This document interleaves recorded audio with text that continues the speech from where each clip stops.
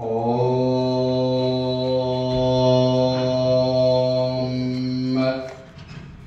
ગજાનનમ ભૂતગણાધિ સેવિતમ કપિતજાંબો ફલચારુભક્ષણમ ઉમાસુતમ શોકવિનાશકારકમ નમામિ વિઘ્નેશ્વરપાદપંકજમ હંસયુક્ત વિમાનસ્તે શ્રી બ્રહ્માણી રૂપધારિણી કૌશાંબક્ષડિકે દેવી નારાયણી નમોસ્તુતે સચ્ચિદાનંદ રૂપાય વિશ્વોત્પત્યાદિહેતવે તાપત્રય વિનાશાય શ્રી કૃષ્ણાય વયં નમઃ. શ્રી ગોવર્ધનનાથ કી જય. શ્રી કૃષ્ણ પરમાત્માનું શબ્દાત્મક સ્વરૂપ, ભગવાનનું અર્ચનાત્મક સ્વરૂપ, વંદનાત્મક સ્વરૂપ, નામાત્મક સ્વરૂપ શ્રીમદ ભાગવતજીના ચરણોમાં વંદન પ્રણામ કરી સ્વામી શ્રી ગોવિંદ દેવગીરી વેદ વિદ્યાલયના પ્રધાનાચાર્ય, જે મારા ખૂબ મિત્ર છે એવા બાલકૃષ્ણભાઈ ગુરુજી, કૃષ્ણના સાનિધ્યમાં કૃષ્ણની કથા હોય તો ગુરુજી, બાલકૃષ્ણભાઈ ગુરુજી, અન્ય ગુરુજનો, આ સભાના અધ્યક્ષ, જેમનું સમય સમય પર માર્ગદર્શન મને મળ્યું છે. હું એમ કહું તો ચાલે કે કદાચ એમને માર્ગદર્શન ન આપ્યું હોત ને તો આ વ્યાસપીઠ ઉપર ન હોત. એવા આ કાર્યક્રમના અધ્યક્ષ નરેન્દ્રભાઈ ગુરુજી અને સાથે સાથે જેમનું સમય સમય પર માર્ગદર્શન મળ્યું છે એવા અમૃતલાલ ભોગાયતા ગુરુજી, સાથે સાથે જેમને મને ભાગવત રૂપી દ્રષ્ટિ આપી અને મને અંધાપો મહેસૂસ થવા દીધો નથી એવા યોગેશભાઈ ગુરુજી,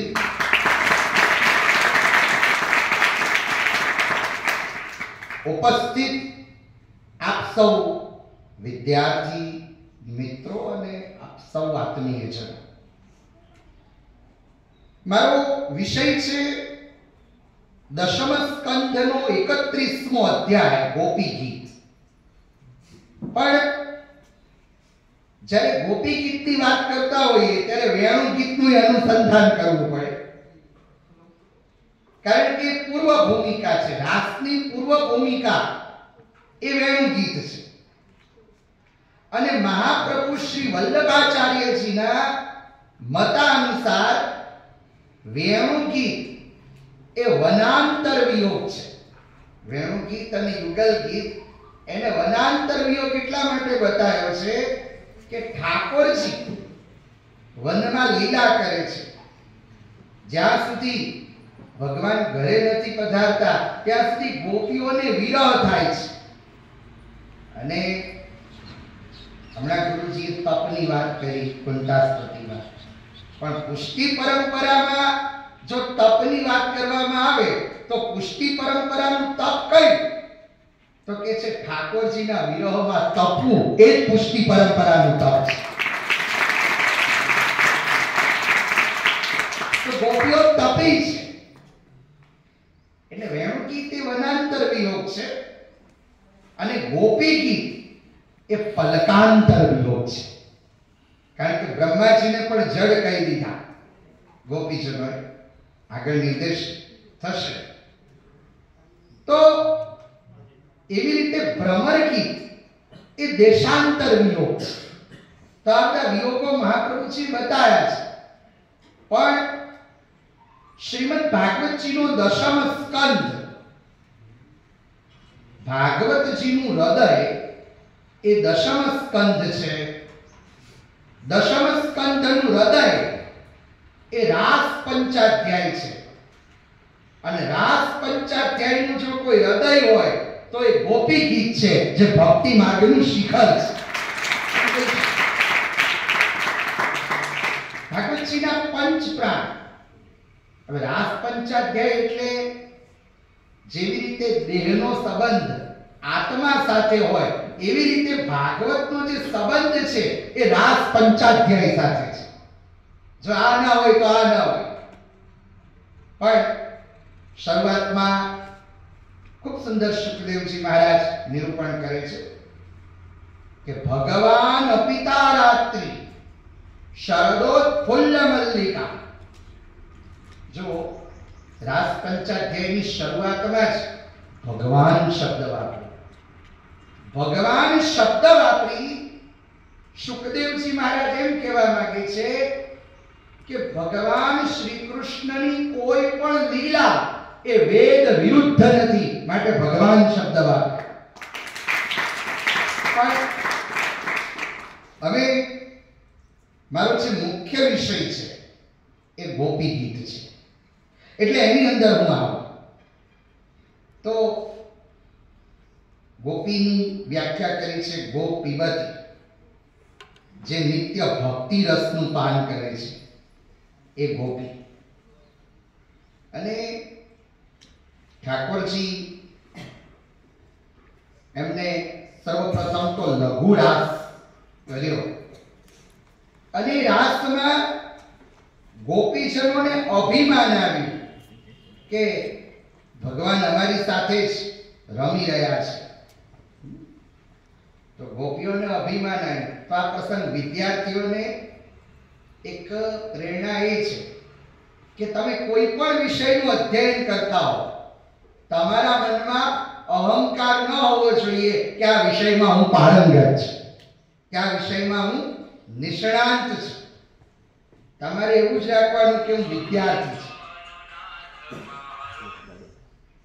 રવિન્દ્રનાથ ટાગોર, એમના જીવનમાં એક પ્રસંગ છે. રવિન્દ્રનાથ ટાગોરે ભગવાનની પાસે માંગ્યું કે હે પ્રભુ, મારે બીજું કંઈ નથી જોઈતું, પણ હું મૃત્યુની અવસ્થામાં હોઉં, મારો મરણનો સમય હોય તો મારા હાથમાં પુસ્તક હોય, તમે એવું બધાના. એટલે આજીવન વિદ્યાર્થી. આ પ્રસંગ વિદ્યાર્થીઓને પણ સમજાવે છે કે કોઈ પણ વિષયમાં આજે પીએચડી કર્યું, પણ પીએચડી કર્યા પછી યાત્રા પૂરી નથી થતી. પીએચડી કર્યા પછી યાત્રા શરૂ થાય છે. એમાં પ્રસંગ સમજાવે છે. તો ભગવાન અંતર ધ્યાન થયા અને ભગવાનના વિરહમાં ગોપીજનોએ 19 શ્લોકમાં ગોપી ગીત ગાય. વેણુ ગીત 13 શ્લોકમાં છે અને ગોપી ગીત એ 19 શ્લોકમાં છે. હવે વેણુ ગીત 13 શ્લોકમાં કેમ છે? તો આપણા આચાર્યો કહે છે કે પંચ જ્ઞાનેન્દ્રિય, પંચ કર્મેન્દ્રિય, મન, બુદ્ધિ અને ચિત્ત, આ 13 તત્વો ગોપીઓના ઠાકોરજીની અંદર લાગેલા હતા. માટે 13 શ્લોકોમાં, કારણ કે 14મું તત્વ જે છે એ અહંકાર છે અને ભક્તિ માર્ગમાં, સેવા માર્ગમાં અહંકારને પ્રવેશ નથી, માટે 13 શ્લોક. અને બીજું કે આમ આપણા 12 મહિના, પણ આમ એક અધિક માસ પણ ખરો ને, એટલે પુરુષોત્તમત્વનું પણ ત્યાં પ્રતિપાદન છે. અહીંયા ગોપી ગીત 19 શ્લોકમાં છે. તો 19 શ્લોકમાં એટલા માટે છે કે ભગવાન વેદવ્યાસજીની રચના 19 છે. 19 કેવી રીતે? તો કે છે 18 પુરાણો અને મહાભારત એમ મળી 19 થાય. તો એ 19 આ વ્યાસજીની કૃતિ કે રચના એનો જો કોઈ સાર હોય તો એ ગોપી ગીત છે. માટે 19 શ્લોકોમાં એ અને એવી રીતે ગોપી ગીત ગવાયું છે. તો જાણે સમગ્ર પુરાણનો સાર, કારણ કે બધા પુરાણોનો સાર તો એક જ છે, ભક્તિ. પ્રથમે નાર્જિતા વિદ્યા, દ્વિતીય નાર્જિતમ ધનમ, તૃતીય નાર્જિતા ભક્તિ, ચતુર્થે કિમ કરીષ્યતિ. ચોથી વસ્તુ કોઈ કરવાની રહેતી નથી. તો ગોપીઓએ ગાયું છે અને ગાવાથી ઠાકોરજી પ્રત્યક્ષ થયા છે અને પ્રગટ થયા છે. ભગવાનની અંદર પ્રેમ કરવો હોય તો ગોપી ગીતનો પારાયણ કરો. 31મા અધ્યાયમાં ગોપીઓએ ગાયું છે. ગોપ્યૌચુ જયતિ તેધિકમ જન્મના વ્રજ શ્રયત ઇન્દિરા શશ્વતત્રયી દૈત દૃશ્યતા દીક્ષુતાવકા સ્ત્વયી ધૃતા સવ ત્વાં વિચિન્મતે શરદુદાશ્રયે સાધુ જાત સરસિજોદર શ્રી મૃષાદૃશ સુરતનાથ તે શુલ્કદાશિકા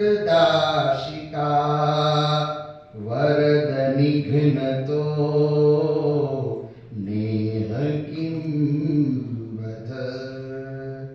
તો ગોપી ગીતનો આરંભ જકાર શબ્દથી થયો છે. જકાર એટલે દબ્ધાક્ષર છે. ગોપીઓનું હૈયું બળેલું હતું, પણ આપણા હૈયામાં અને ગોપીઓના હૈયામાં ઘણું અંતર છે. આપણું હૈયું ક્યારે બળે? તો કવિ લખે કે હિમ ચરતા વેલી પરોઢીએ ટાઢા પાણીએ નાય. સવારે ઉઠીએ, હિમ ચરતા વેલી પરોઢીએ ટાઢા પાણીએ નાય, પણ સગા ભાઈનું સુખ જોઈ કાળજે લાગે લાય. એટલે આપણું હૃદય એવી રીતે બળે છે, પણ ગોપીઓનું હૈયું એ કૃષ્ણના વિરહમાં આવેલું છે, ઠાકોરજી નથી. એટલે જકાર શબ્દથી આરંભ કર્યો. જકાર એટલે દબ્ધાક્ષર, જે હૈયે હતું એ હોઠે આવ્યું. તે જન્મના વ્રજ અધિકમ જય ઈ અત્ર ઇન્દિરા શશ્વત સાયત. ગોપીજનો કહે છે કે જ્યારથી તમે વ્રજમાં પધાર્યા છો ત્યારથી આ વ્રજ અધિક શોભાને પામ્યું છે. અને ભગવાન આવે એટલે બધું આવે. જે નિર્દેશ ગોપીઓએ કર્યો એ જ નિર્દેશ દશમ સ્કંધના 5મા અધ્યાયના 18મા નંબરના શ્લોકમાં શુકદેવજી મહારાજ કરે છે. તત આરભ્ય નંદસ્ય વ્રજ સર્વ સમૃદ્ધિમાન હરેર નિવાસાત્મ ગુણૈ રમા ક્રીડન ભૂમૃપ. તો ભગવાન એવું વિચારે છે કે આમ તો મારા ભક્તોને દર્શન કરવા હોય તો વૈકુંઠમાં આવવું પડે, પણ મારે મારા ભક્તોને શ્રમ નથી આપવો. મારા ભક્તોને વૈકુંઠમાં આવવું પડે એના કરતા હું જ આ વેદ પાઠશાળામાં પ્રગટ થઈ જાઉં તો કેવું? એટલે ગુરુજી અમે ચર્ચા કરતા હતા સતયુગની, કલયુગની, પણ હું એક વસ્તુ કહેવા માંગીશ કે જ્યાં સુધી આ પાઠશાળામાં છીએ ત્યાં સુધી સતયુગનો પ્રભાવ છે, પણ અહીંથી બહાર નીકળીશું એટલે કળિયુગનો પ્રભાવ શરૂ થાય.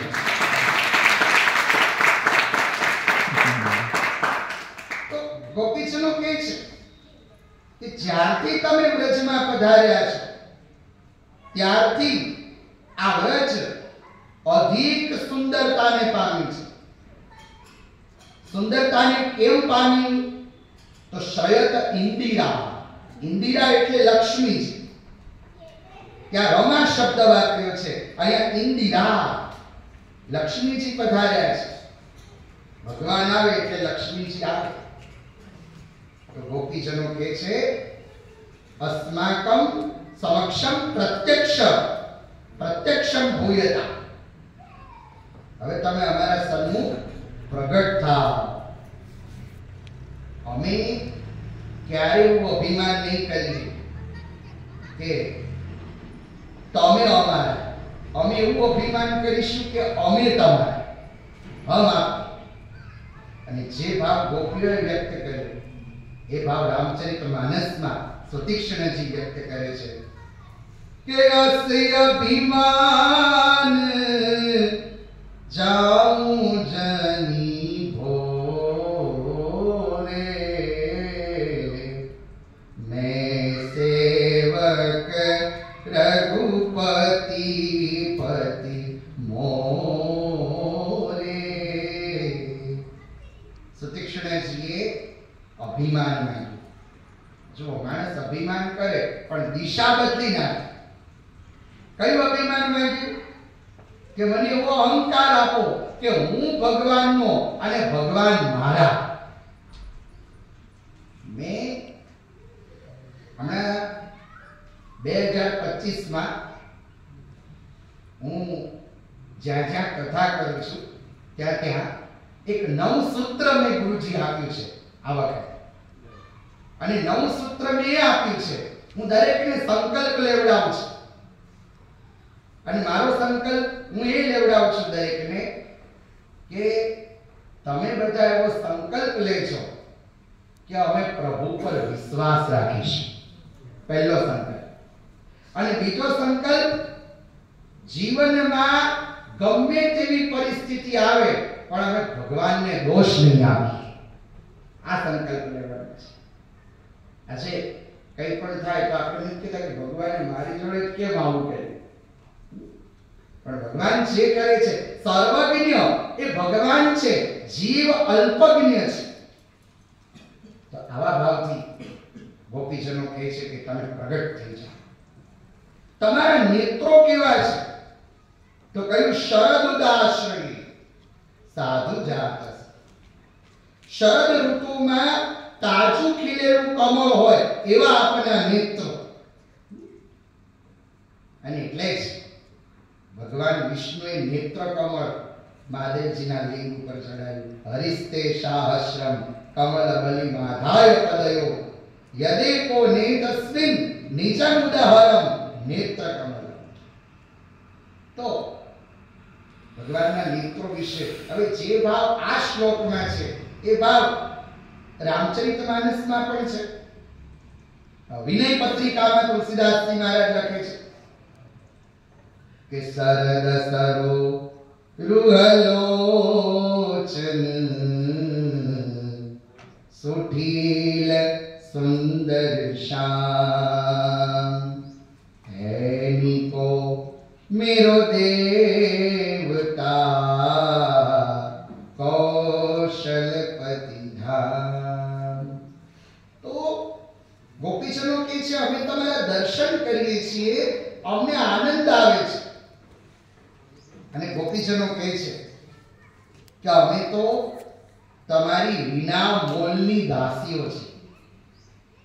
જો દાસી હોય, કોઈને કામ કરવા રાખો તો એનું મૂલ્ય હોય, પણ અમારું તો કોઈ મૂલ્ય નથી. ગોપીજનો કહેવા માંગે છે કે અમારું એક જ મૂલ્ય છે અને એ છે શ્રી કૃષ્ણ. અને એટલે તો ઉદ્ધવજીને ગોપીજનો કહે છે કે મન નાહી 10-20. મન 10-20 તો છે નહીં. એક હતું, એ શ્યામ પાસે ગયું. તો આગળ ગોપીજનો ભાવ વ્યક્ત કરતા ખૂબ સુંદર કહે છે કે વિષ જલાપ્યયાત વ્યાલ રાક્ષસા વર્ષ મારુતા વૈદ્યુતાનલા વૃષમયાત્મજા વિશ્વતો ભયત વૃષભતે વયમ રક્ષિતા ન ખલુ ગોપિકા નંદનો ભવાન નખિલ દેહિના અંતરાત્મતૃ વિખન સાર્થિતો વિશ્વગુપ્તએ સખૌદેવાન સાત્વતામ કુલે. તો એક શ્લોકમાં ગોપીજનોએ ભગવાન શ્રી કૃષ્ણની વિધવિધ લીલાઓનું સ્મરણ કર્યું છે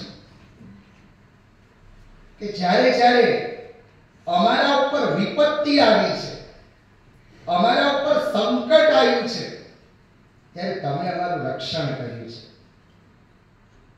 જો ત્રણ વસ્તુ છે ગોપી ગીતના આધારે આપણે સમજીએ તો આપત્તિ, વિપત્તિ અને પ્રપત્તિ.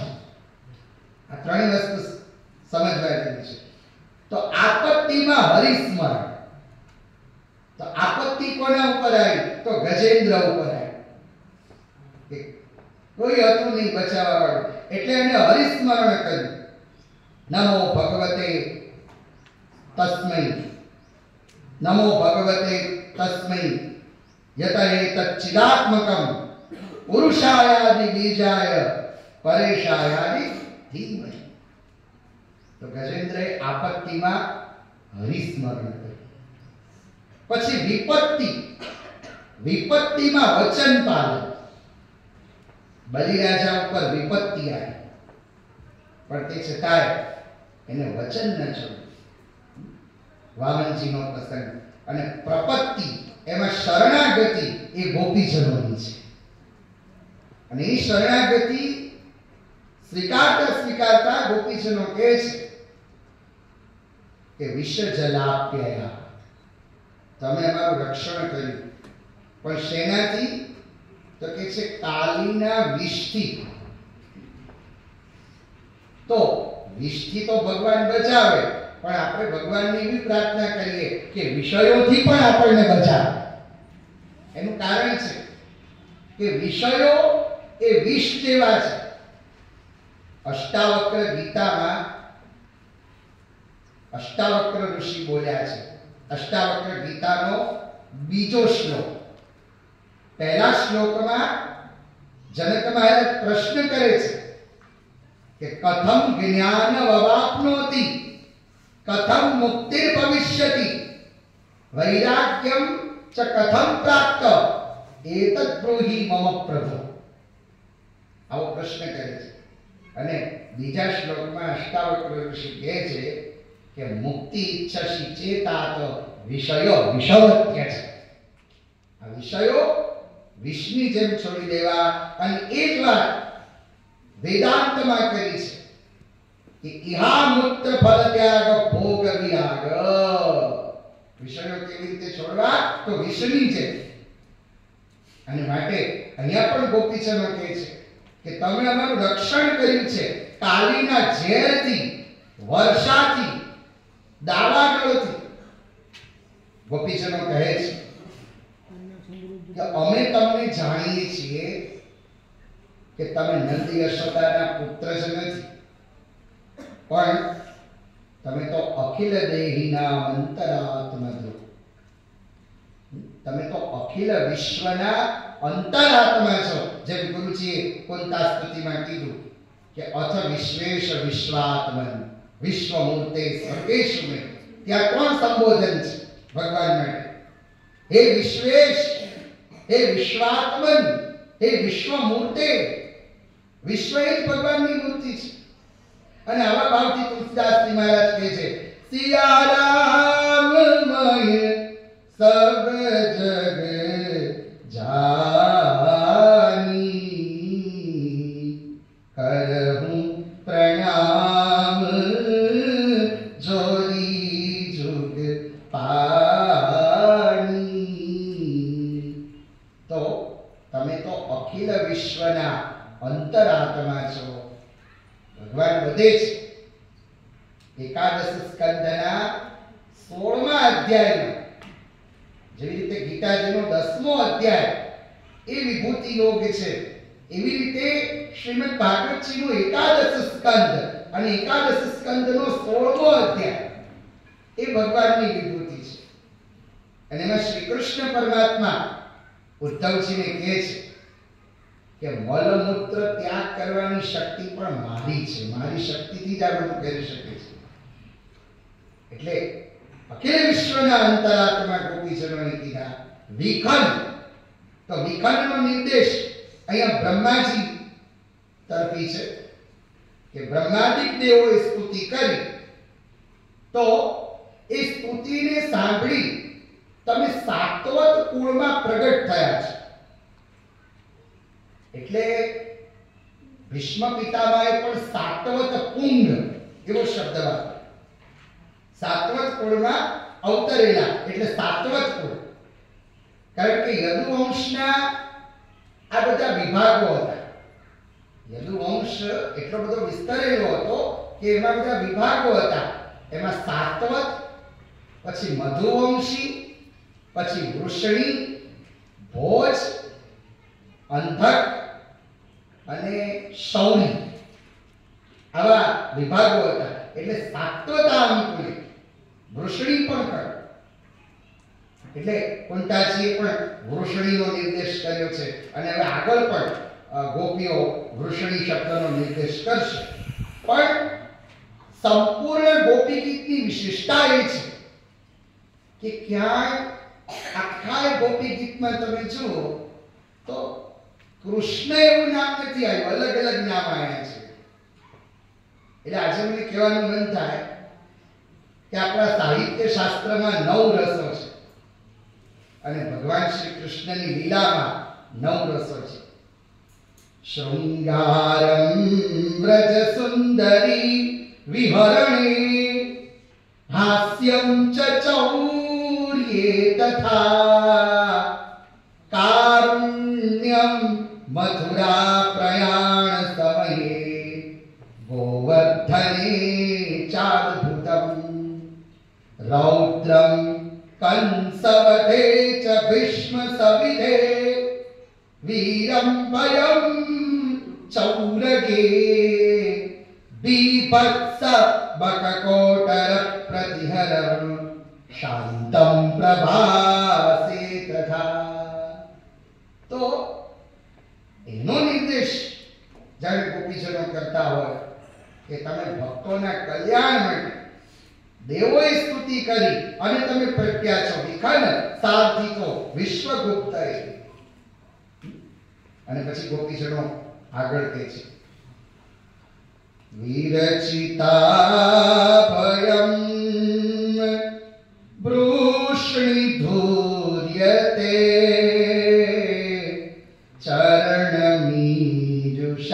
ચરણમીજુષાં સંશ્રુતે ભયાત કરસરોરુહં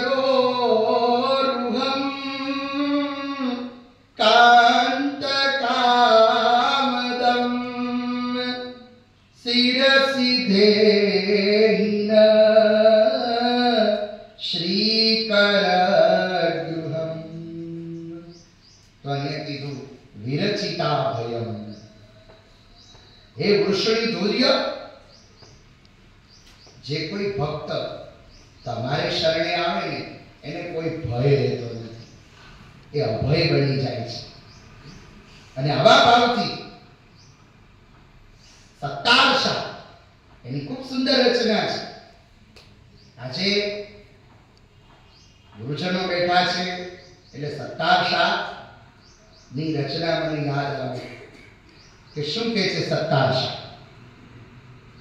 હું તો આ પાણી ભરવાની ચાલી, મને બોલાવે સતગુરુ જ્ઞાની, મને બોલાવે સતગુરુ જ્ઞાની. અને પછી સત્તાર શાહ કહે છે પીવું રે વિના મને ઘડીએ ન ચાલે. પીવું એટલે પરમાત્મા. પીવું રે વિના મને ઘડીએ ન ચાલે, મારી ચાલી જશે જવાની રે, મને બોલાવે સતગુરુ જ્ઞાની. તો એ ભાવ અહીંયા ગોપીજનો આપે છે કે વિરચિતા ભયમ વૃષણી ધોર્યતે. હે વૃષણી ધોર્ય, જે તમારું શરણ સ્વીકારે, તમારો આશ્રય જે સ્વીકારે, એને આ સંસારમાં કોઈ ભય રહેતો નથી, અભય બની જાય છે. તમારા હાથ કેવા છે તો કે છે શ્રી કરગૃહ, જેના મસ્તક ઉપર પડે એની મનોકામનાને પૂરી કરવા વાળા. ભગવાનનો હાથ જેના માથા ઉપર હોય. અને શ્રી કરગૃહમ એટલે લક્ષ્મીથી સેવાય. તો એવા હસ્ત, એવા હસ્તકમલ તમે મારા મસ્તક ઉપર પધરાવો. એટલે ગોપીજનો પણ આ જ ભાવ વ્યક્ત કરવા માંગે છે કે પ્રભુ પર વિશ્વાસ રાખનાર વ્યક્તિ પોતાના જીવનમાં નિરાશ થતો નથી. આપણે ઠાકોરજીને કહેવાનું છે, આપણે ભગવાનને કહેવાનું છે કે હે પ્રભુ, ભલે તું મને રણ આપજે, હે પ્રભુ ભલે તું મને રણ આપજે, પણ ચાલી શકું એવા ચરણ આપજે. આ ભાવ. બીજી વાત કરી કે તમારું પ્રાદુર્ભાવ, તમારો પ્રાગટ્ય જ વ્રજજનોની રક્ષા માટે થઈને થયું છે. વ્રજજનાતિહં વીરયોષિતામ નિજજનસ્મય ધ્વંસનસ્મિત. તમે સ્મિત માત્રથી ભક્તોના અહંકારને હરવા વાળા છો. અને આવા જ ભાવથી મહાપ્રભુ વલ્લભાચાર્યજી મધુરાષ્ટકમાં ગાય હસિતમ મધુરમ. ભગવાનનું હાસ્ય એ મધુર છે. અને આવા જ ભાવથી શ્રીમદ ભાગવતજીના દ્વિતીય સ્કંધમાં કહ્યું કે હાસ્ય એ ભગવાનની માયા છે. અને આવા જ ભાવથી વિશ્વ પિતામાં કહે છે લલિત ગતિ વિલાસ વલ્ગુહાસ. વલ્ગુહાસ, તમારું હાસ્ય વલ્ગુ. હવે વલ્ગુ હાસ્ય એટલે બાળકના હાસ્યમાં નિર્દોષતા પ્રગટે, નિર્દોષતા. પછી પ્રિયતમાના હાસ્યમાં પ્રેમ પ્રગટે. પછી સંતના હાસ્યમાં કરુણા પ્રગટે. શત્રુના હાસ્યમાં શત્રુતા પ્રગટે. આ બધાના હાસ્યનો સરવાળો કરો તો પરમાત્માનું હાસ્ય થાય. એટલે તમે સ્મિત માત્ર, આ તો બહુ ગહન વિષય છે, પણ હું ગોપી ગીત અદ્ભુત, એના તો એક અર્થો ગૂઢ છે. તો સ્મિત માત્રથી ભક્તોના અહંકારને તમે હરો છો. અને પછી ગોપીજનો કહે છે કે પ્રણત દેહિનામ પાપ કર્ષણમ તૃણચરાનુગમ શ્રીનિકેતનમ ફણિફણાર્પિતમ તે પદાંબુજમ કૃણ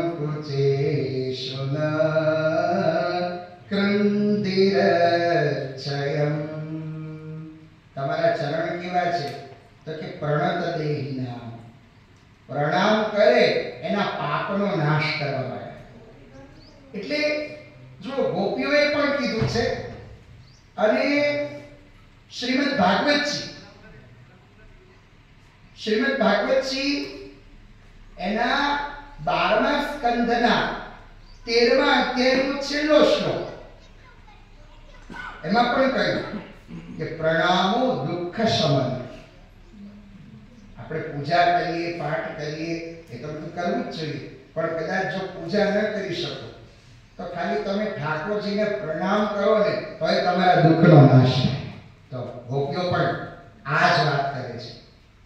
અને એટલે તો કીધું ને કે પાપ કરે પ્રભુજી મિલે, પાપ કરે સુખ હોય, पाप करे मुक्ति मिले, इसीलिए पाप करो सब कोई.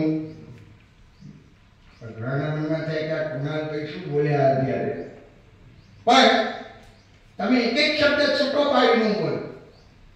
પાપ કરે પ્રભુજી મિલે, પાપ કરે સુખ હોય, पाप करे मुक्ति मिले, इसीलिए ठाकुर जी के पाप पकड़ो सब कोई.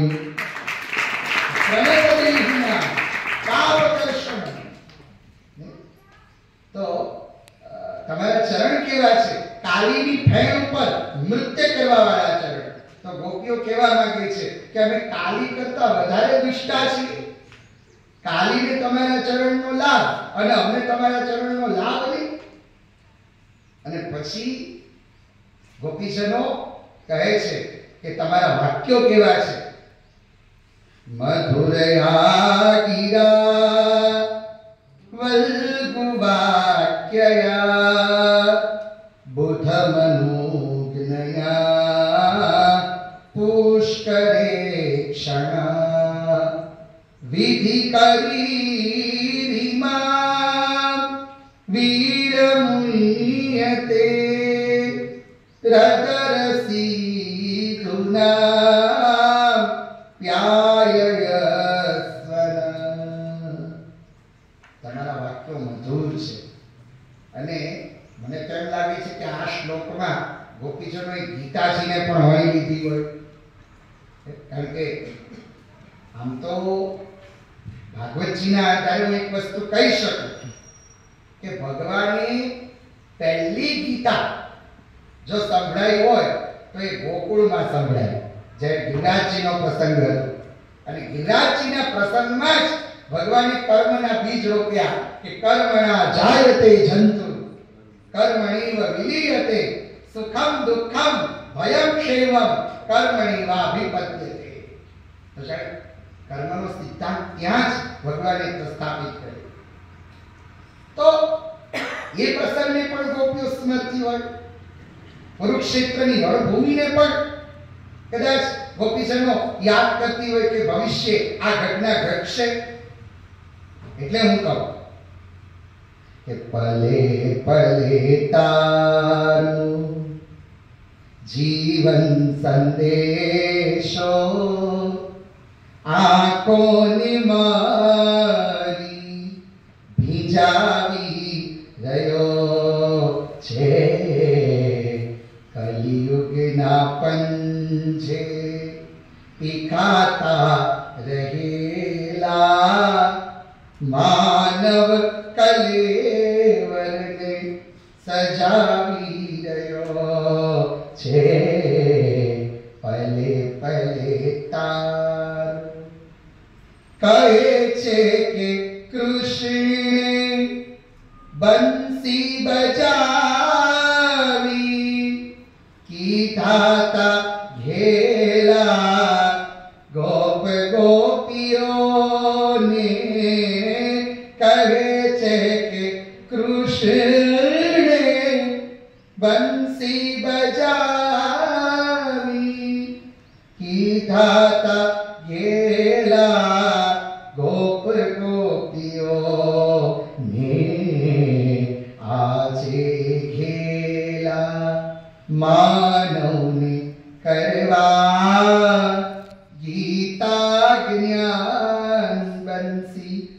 જામી રહ્યો છે. તો એ પ્રસંગને પણ ગોપીજનો યાદ કરતા હોય એટલે પણ કીધું કે મધુરયા ગીરા વલ્ગુ વાક્ય, તમારું બોલવું પણ મધુર છે.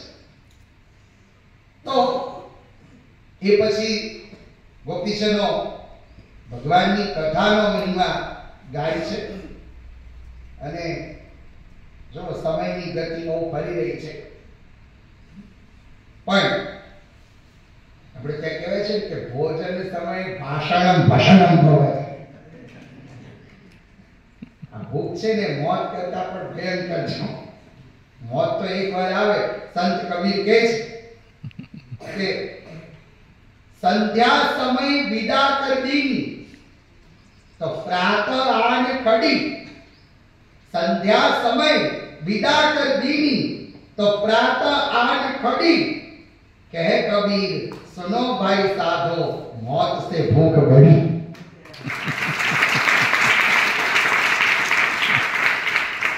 ऐसे साजे खिड़की का दिवे के सवारे आई नु पीरे लाओ बटेका पोंगा. तो गोपीजनो कथानो महिमा गाय છે कि तव कथामृतं तप्त जीवनं कविमीडितं कल्मषापहं श्रवण मंगलम श्रीमदान्तकं भुवि गृह्णन्ति ते भूरिदार्चना. ગોપીજનો કહે છે કે સ્વર્ગનું અમૃત અમે જોયું નથી. સ્વર્ગમાં અમે જઈશું, જોઈશું તો અનુભવ કરીશું. સ્વર્ગના અમૃતનો અમને અહેસાસ નથી, પણ ધરતીનું જો કોઈ અમૃત હોય તો હે કૃષ્ણ તમારી કથા એ જ ધરતીનું અમૃત છે.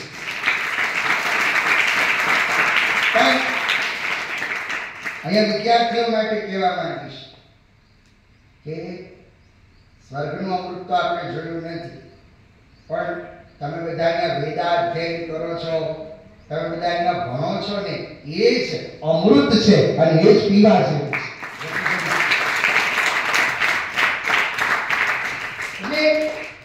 ઘણીવાર આપણે એમ કહીએ છીએ ને કે કોઈ પણ વસ્તુ ઇમ્પોસિબલ, આ મારાથી ઇમ્પોસિબલ છે, તો ઇમ્પોસિબલ માંથી ખાલી ઇન શબ્દને કાઢી નાખો તો જીવનમાં બધું પોસિબલ છે. અને ગોપીગીતના આધારે વિદ્યાર્થીઓને હું કહેવા માંગીશ કે મંजिल को ये मत बताओ कि मेरी तकलीफें कहाँ है. मंजिल को ये मत बताओ कि मेरी तकलीफें कहाँ है, किंतु तकलीफ को ये जरूर बताओ मेरी मंजिल कहाँ है.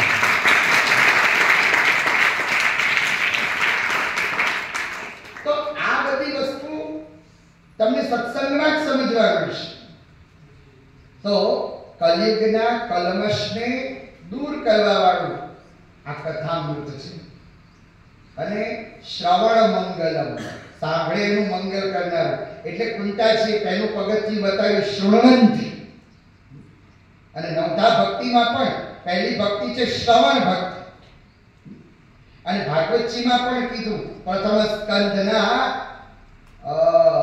બીજા અધ્યાય શ્રોતવ્ય કીર્તિતવ્યશ્ચ ધ્યેયઃ પૂજ્યસ્ય નિત્યતા. તો શ્રવણનો મહિમા વર્ણવે. તો અહીંયા ગોપીજનો પણ કથાનું મહત્વ વર્ણવે છે. પ્રહસિતમ પ્રિય પ્રેમ વિક્ષણમ વિહરણમ ચ તે ધ્યાન મંગલમ. આ શ્લોકમાં ભગવાનને પણ કપટી કહી દીધા. હે કપટી, હવે તો તમે પ્રગટ થા. અને પછીના શ્લોકમાં ગોપીજનો કહે છે ચલસ્ય પ્રજા ચારણન પશુમ નલિન સુંદરમ નાથ તે પદમ શીલતૃણામ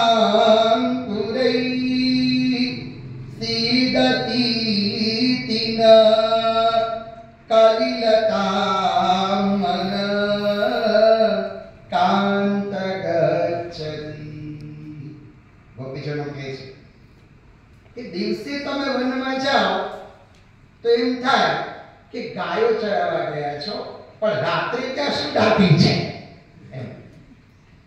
અને તમે વનમાં જાઓ, તમારા ચરણ કેવા છે? નલિન સુંદરમ, કમળ કરતા પણ કોમળ. તો તમારા ચરણમાં કાંટા અને કાંકરા વાગે. ગોપીજનો કહે છે કે તમારા તો ચરણમાં વાગે છે, પણ અમને એની વેદના હૃદયમાં થાય છે. આનું નામ ભક્તિ, આનું નામ ભગવાન તરફનો પ્રેમ. પછી ગોપીજનો કહે છે કે જે શ્લોક છે કે આગળ ગોપીજનો નિર્દેશ કરતા કહે છે કલિલતા મન કાંત ગચ્છતિ. ગોપીજનો કહે છે દિન પરીક્ષયે નીલ કુંતલૈ વનરુહાનનમ વિપ્રદવૃતમ.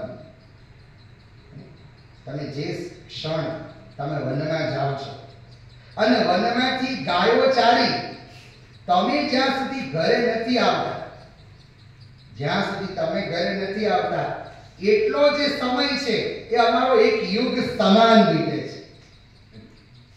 જ્યાં સુધી તમે પાછા નથી આવતા અને તમે પાછા આવો છો અને તમારા મસ્તક ઉપર જે પ્રસ્વેદના બિંદુ છે, આ બધું સ્વરૂપ જોઈને અમે પ્રસન્ન થઈએ છીએ. મનસિન સ્મરણ વીર યચ્છસી. આ બધી વસ્તુ અમારા મનમાંથી ખસતી નથી. તમારી એક એક ચેષ્ટા, દર્શના સ્પર્શ સંલાપ શયનાસન ભોજની, એ જે વાત છે એ ગોપીજનો અહીંયા વ્યક્ત કરે છે. તો અહીંયા ગોપીજનો ફરીથી કહ્યું કે તમારા ચરણ કેવા છે? તો પ્રણત કામદમ પદ્મજાર્ચિતમ ધરણી મંડનમ ધેયમાપદે ચરણ પંકજમ શંતમં ચતે રમણનસ્તને સ્વર્પયારિ. તો પદ્મજ એટલે બ્રહ્માજીએ સેવેલા તમારા ચરણ અમારા હૃદયમાં ધારણ કરો. અને જો અહીંયા બે અમૃત ગોપીજનો બતાવે છે. એક તો કથાને પણ અમૃત બતાવ્યું અને બીજી ભગવાનની વેણુ. તો વેણુને અમૃત બતાવતા ગોપીજનો કહે છે સુરતવર્ધનમ શોકનાશનમ સ્વરિત વેણુના શુષ્ઠચુંબિતમ ઇતર રાગવી સ્મારણમ મૃણા વિતર વીરન સ્થેધરામૃતમ. તો જેવી રીતે કથા એ ધરતીનું અમૃત છે, એવી રીતે વેણુ એ પણ ધરતીનું અમૃત છે. અને એટલે જ ગોપીજનો કહે છે ગોપ્ય કિમામ ચરુદયમ કુશલસ્વ વેણુર દામોદર ધર સુધામ અપિ ગોપિકાણામ ભુંક્તે સ્વયં યદ વશિષ્ઠ રસમૃધિન્ય ઋષ્યુસ્ત્વચૂનુમુસ્તરવો યથાર્ય.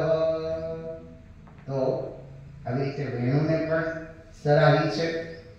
અને પછી કહ્યું ગોપીજનોએ અટતિ યદ ભવાન અહનિકાનનમ ત્રુટિ ઉગાયતે ત્વામ પશ્યતા. તમે જ્યાં સુધી નથી આવતા ઘરે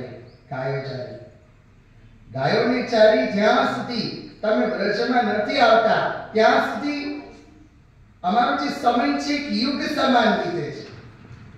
અને બ્રહ્માજી અમને જડ લાગે છે, કારણ કે બ્રહ્માએ બધું બનાવ્યું, સૃષ્ટિનું સર્જન કર્યું, પણ આંખની પાપણો શા માટે બને? જે તમારા દર્શનમાં બાધક રૂપ છે. અને પછી કહ્યું કે અમે તો બધું છોડીને આવ્યા છીએ. પતિ સુતાન વયા ભ્રાતૃ બાંધવા ન્યતિ વિલંઘ્યતે ત્યચ્યુતા ભય. અને એ પછીના શ્લોકમાં ગોપીજનો કહે છે કે રહસી સંહિદમ વૃક્ષયોદયમ પ્રહસિતાનનમ પ્રેમ વિક્ષણમ. જેમ કામદેવ પોતાના બાણોથી ઘાયલ કરે છે, એમ તમે પણ અમને ઘાયલ કરી છે તમારા સ્વરૂપથી, તમારી એક ચેષ્ટાથી અમે મગ્ન છીએ. અને પછી ગોપીજનો કહે છે, વ્રજવનમ કશા વ્યક્તિ રૂંઝતી રુધિરલંકૃતમ વિશ્વમંગલમ યજમનાબ્જના તત્પૃહાદય સ્વજન રુદ્રુજામ યન્નિસૂદનમ. તમે જ અમારા સ્વજન છો. અને પછી ગોપીજનો કહે છે, યત્તે સુજાત ચરણા ગુરુહંસ્તનેષુ ભીતાશની પ્રિયદધિ મણિકર્કશેષુ તેનાટવીમટસि યદતેન કિંસ્વિત કુર્પાદિભિર ભ્રમતિભિર ભવદાયુષામ. તો ગોપીજનો કહે છે કે અમારા ચરણ કઠોર છે, અમારું હૃદય કઠોર છે, અમારું હૃદય કઠોર છે, તમારા ચરણ કોમળ છે. તમારા કોમળ ચરણ અમારા હૃદયમાં તમે ધારણ કરો. એટલે ગોપીઓએ ગાયું છે, ઇતિ ગોપ્ય પ્રગાયંત્ય પ્રલપંત્ય ચિત્રધા રુહૃદુ સુસ્વરમ રાજન કૃષ્ણ દર્શન લાલસા. ગોપીઓનું રડવું ભગવાન માટે હતું. એના રુદનમાં રામ હતા અને ગાનમાં ગોવિંદ હતા. અને આજે કહેવાનું મન થાય કે આજે તો ગોપીઓનો સંદર્ભ છે, પણ આપણે છેલ્લા કેટલા 500 વર્ષથી રાહ જોતા હતા. પણ ગોવિંદ દેવગીરીજી મહારાજે પુરુષાર્થ કર્યો. ગોવિંદ દેવગીરીજીએ પુરુષાર્થ કર્યો તો રામ આવી ગયા એમ કહી શકાય. તો ગાનમાં ગોવિંદ છે અને માટે જ ભગવાન પ્રાગટ્ય છે. તો આપણે પણ સંપત્તિ માટે થઈને રડીએ છીએ, સંતતિ માટે થઈને રડીએ છીએ, પણ આપણું રડવું એ ત્યારે સફળ ગણાય જ્યારે આપણે ભગવાન માટે થઈને રડીએ, કૃષ્ણ માટે થઈને રડીએ. તો આવો કંઈક ગોપીઓએ ભાવ વ્યક્ત કર્યો છે. મારા એવા સદભાગ્ય છે કે આ પાઠશાળામાં ઉપસ્થિત થવા મળ્યું. અને બીજું એ છે કે આજે મારા પિતાજી છે, યોગેશભાઈ ગુરુજી છે, નરેન્દ્રભાઈ ગુરુજી છે, વઘાઈતા ગુરુજી છે. જ્યારે હું અંધશાળામાં ભણતો હતો, બ્લાઇન્ડ સ્કૂલમાં મેં અભ્યાસ કર્યો, તો મારા પિતાજી એમના ત્યાં સુધી જ વિચારો હતા કે હું 12 પાસ થઉં, 12મું ધોરણ પાસ કરું ને સંગીત વિશારદ હું હતો. તો પિતાજીના મનમાં થયું કે સંગીત શિક્ષકની નોકરી મળશે. પણ મુરારી બાપુની કથા ગાંધીનગરમાં હતી અને એ સમયે મને બાપુને મળવાની તીવ્ર ઈચ્છા. અને એ વખતે નરેન્દ્રભાઈ ગુરુજી સાથે સત્સંગ થયો, જે આ સભાના અધ્યક્ષ સ્થાને છે ગુરુજી. તો મારે એમને મળવાનું અને એ વખતે એમને મારા પિતાજીને કીધું કે તમે એને પાઠશાળામાં ભણવા મૂકો.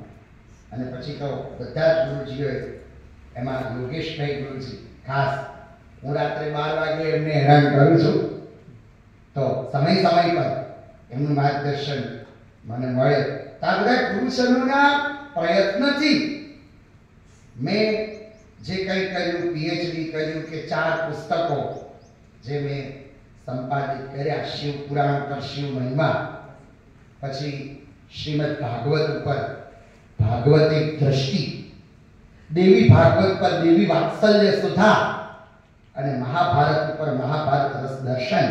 બાકી આ જે કંઈ કર્યું એ ગુરુજનોના આશીર્વાદથી કર્યું.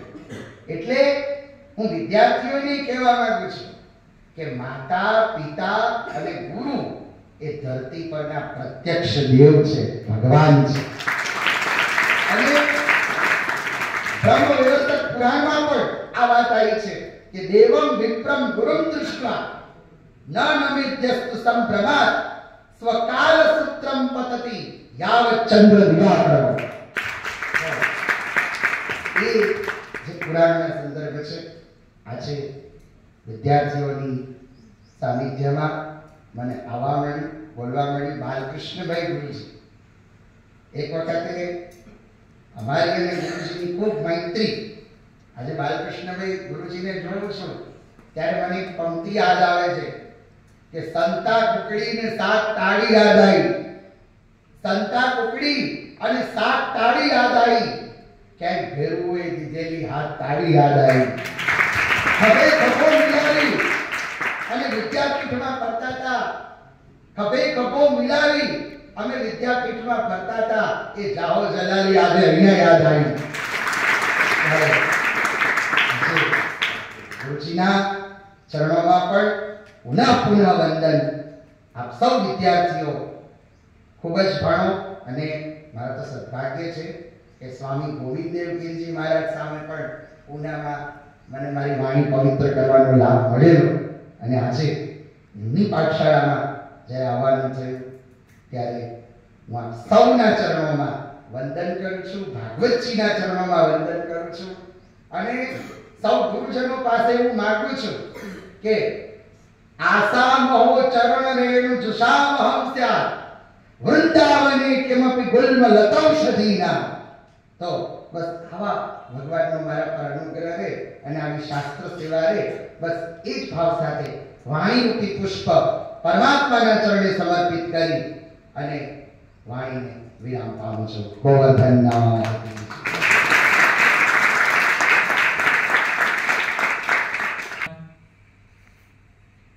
પૂજ્ય શ્રી ગુરુનાથભાઈ જોશી ગુરુજીના ચરણોમાં અભિવાદન. એમને જ્યારે ગોપી ગીત નું ગાન કર્યું ત્યારે એક ભાવ પ્રકટ થયો કે એમના ચરણોમાં અર્પણ કરું છું. રાષ્ટ્રપતિ પુરસ્કારમ પુરસ્કૃતવતી મતિ, કે રાષ્ટ્રપતિ પુરસ્કારે એમને પુરસ્કૃત નથી કર્યા. એમની મતિ, એમની વાણી, એમની સરસ્વતીએ રાષ્ટ્રપતિ પુરસ્કારને પુરસ્કૃત કરી દીધું છે. જેના દ્વારા તયા ગોપીઓ વયમ જાતા,